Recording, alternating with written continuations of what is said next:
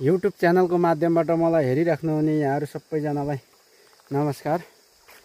म सदा झैं आज पनि एउटा चाहिँ भिडियो लिएर यहाँहरूलाई आइसकेको छु। यहाँहरूलाई उक्त भिडियो देखाउन लागिरहेको छु। अब मैले यहाँभन्दा अगाडिका भिडियोहरू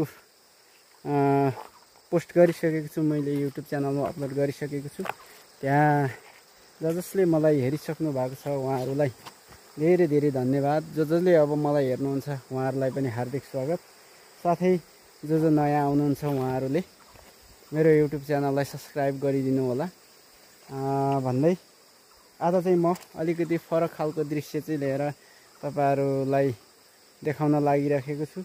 त्यो चाहिँ के हो भने अब यो चाहिँ किसानहरूलाई चाहिँ विभिन्न चाहिँ कारणले चाहिँ दुःख दिइराखेको हुन्छ हैन।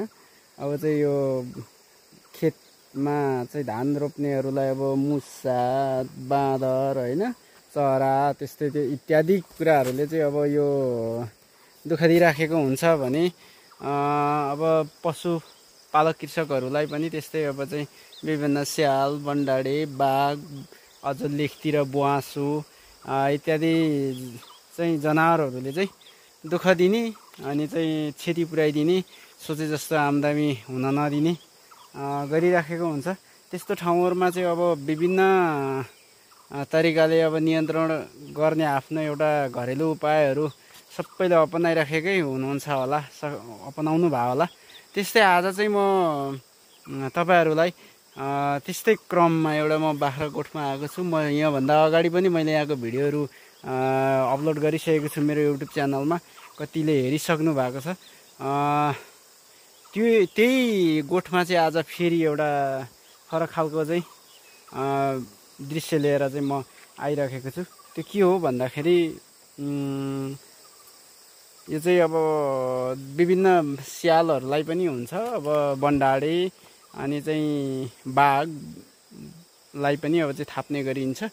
विशेष गरेर यो चाहिँ अब जनावरहरूलाई, जङ्गली जनावरहरूलाई चाहिँ एउटा चाहिँ कानुनी प्रक्रिया अनुसार चाहिँ मार्न नपाइने भन्ने कानुनका कारणले गर्दाखेरि यसलाई चाहिँ अब जति क्षति गरे तापनि अब नियन्त्रण गर्न सकियो। अब तर यसलाई चाहिँ मृत्यु मार्न नै सकिँदैन, कानुन लाग्छ, कानुन छ भन्ने कुरो भएको कारणले गर्दा अब हामी पनि त्यस्तै क्रममा चाहिँ एउटा यहाँहरूलाई आज चाहिँ म छुट्टै खालको चाहिँ भिडियो के हो भन्ने कुरा चाहिँ देखाउन लागिरहेको छु। त्यो हो बाघको खोर।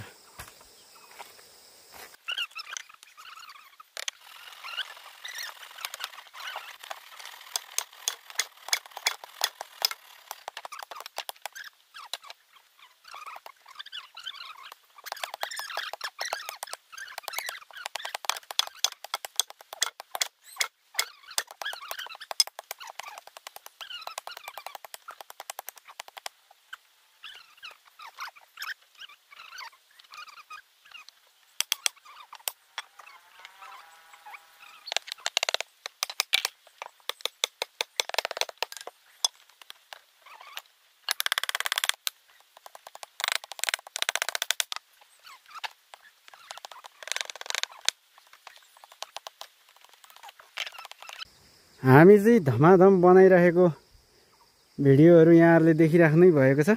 अब बनाउँदै लगभग हाम्रो चाहिँ बनाउँदै थियौँ हामीले चाहिँ लगभग यस्तो तयार गऱ्यौँ है त। यस्तो तयार गरिसकेपछि हजुरहरूको ठ्याक्कैसँगले अब त्यो बनाइरहेको ठाउँमा पनि देखिराख्नु भएको होला। यो चाहिँ यसरी तयार गरिन्छ। यो यता टाटी पुराको पुरा लगाइसकियो, यतातिर पनि लगाइयो, यो बार लगाइयो, यहाँ पनि यता उँभो पनि लगाइसक्यो, साथै यहाँ माथि पनि लगाइयो। अब यसको पनि एउटा चाहिँ अब कसरी पारिन्छ त भन्ने चाहिँ, अब कसरी हुन्छ त भन्ने कुरो हो। मेन कुरो चाहिँ यसको भनेको चाहिँ अब यसको चाहिँ यो ढोका हो है, यो चाहिँ ढोका हो, यसलाई चाहिँ ढोका भनिन्छ। सेम चाहिँ अब हामीले अरू बेला बनाउने ढोका जस्तै बनाइन्छ। यो चाहिँ यतातिर चाहिँ स्याल बाँदरहरू पनि पर्छ है। यो चाहिँ बाँदरहरू पनि पार्न सकिन्छ। धेरै चाहिँ हामीले बाँदरहरू पनि पहिला चाहिँ पारेको थियौँ।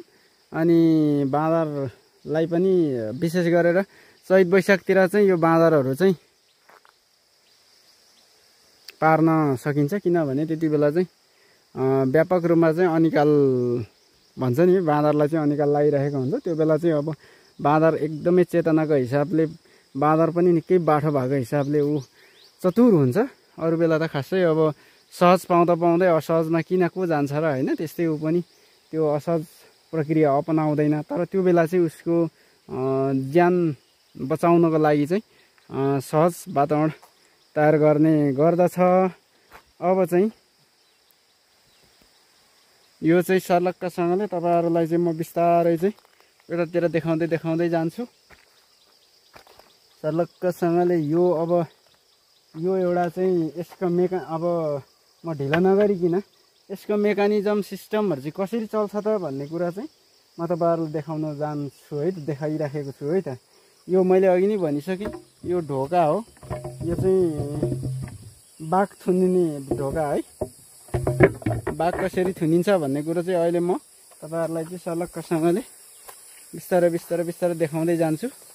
अब यतातिर छ, यो चाहिँ सर्लक्कसँगले यहाँनिर यो भाग छ। यतातिरको भागमा चाहिँ चारो बस्ने है, बाघको चाहिँ चारो बस्ने ठाउँ हो यो चाहिँ। यतातिर चाहिँ यो भागपट्टि चाहिँ अब यो ढोका भयो। यो चाहिँ मेकानिजम, यसको चाहिँ काम गर्ने ढोकासँग सम्बन्धित रहेका मेकानिजम अन्तर्गतका चाहिँ एउटा ग्रुप हो। अहिले म कसरी काम गर्छ भन्ने चाहिँ म तपाईँहरूलाई भन्दै जान्छु। खास गरेर अब यसको एक्ज्याक्टली यो भन्ने नाम चाहिँ मलाई आउँदैन होइन, छ होला सायद, थियो होला पहिला। यो पनि त्यहीसँग सम्बन्धित हो।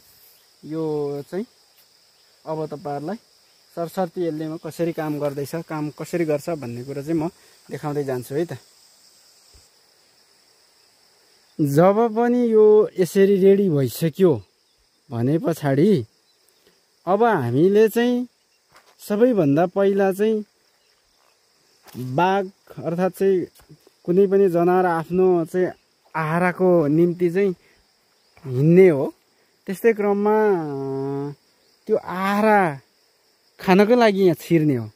त्यो आहारा खानको लागि छिर्दाखेरि आहारा चाहिँ मेन छिर्नको लागि आहारा चाहिन्छ।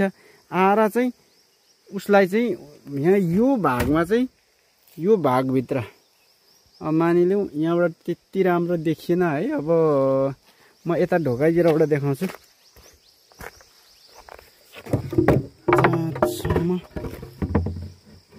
तपाईँहरूलाई देखाउने कोसिस गर्छु। यो उत्तापट्टिको भाग छ नि, उत्तापट्टिको भागमा चाहिँ चारो अर्थात् चाहिँ आहारा राखिन्छ है। अब यसमा चाहिँ विशेष गरेर यसलाई चाहिँ विभिन्न किसिमको आहारा राख्न सकिन्छ। यहाँ चाहिँ अहिले चाहिँ बाघ भएको कारणले उतापट्टि बाख्रा राखिन्छ।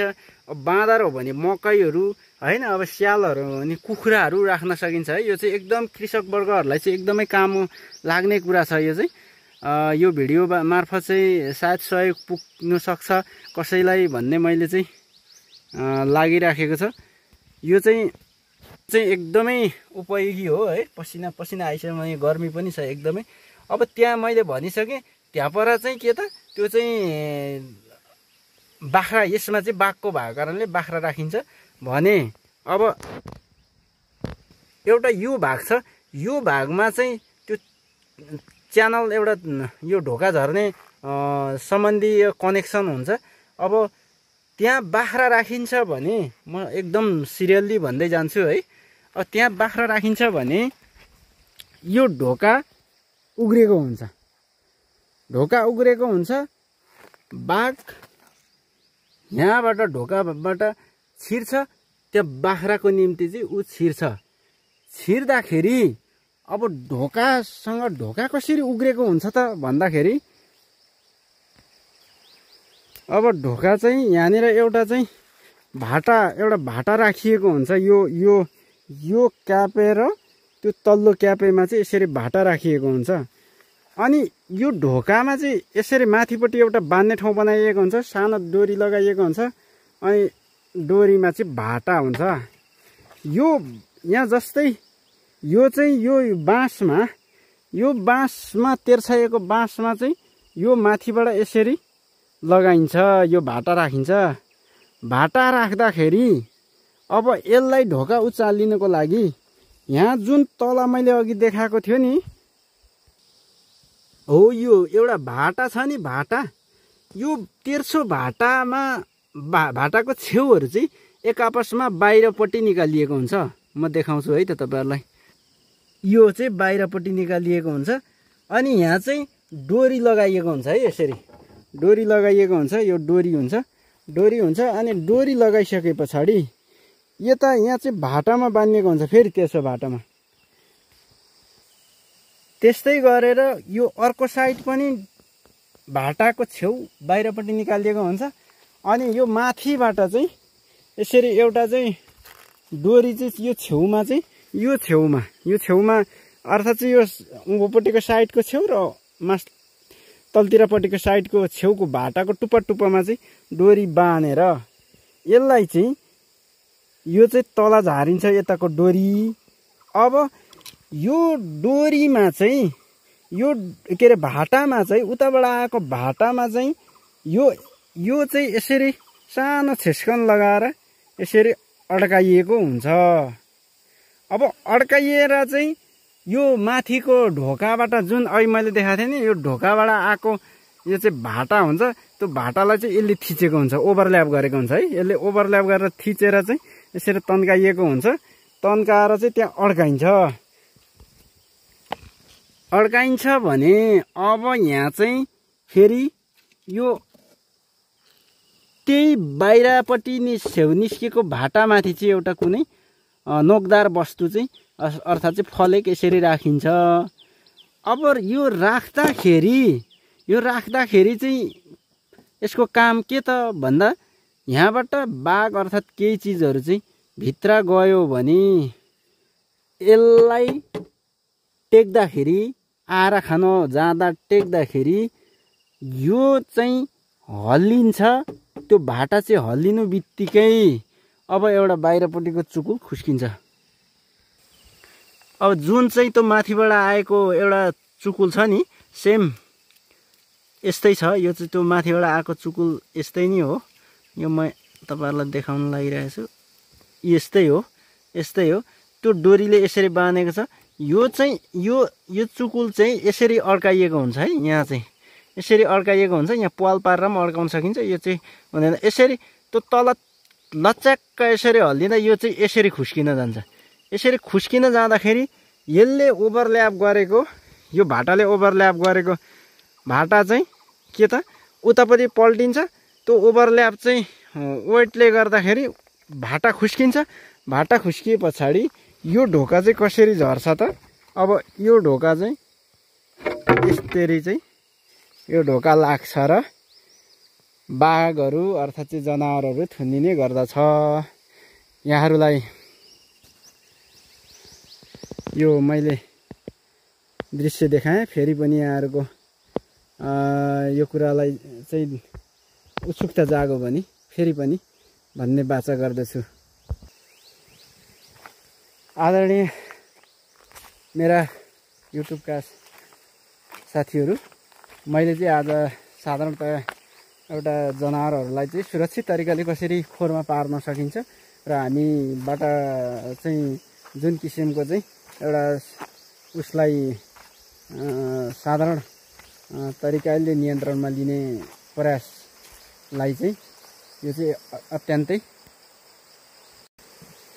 हस् त हजुर। मैले आज बाघलाई खोरमा कसरी पार्ने भन्ने तरिका चाहिँ यहाँहरूलाई मैले प्र्याक्टिकल्ली रूपमा जति देखाउन नसके पनि साधारण मोटामोटी रूपमा चाहिँ मैले तपाईँहरूलाई देखाउने कोसिस गरेँ।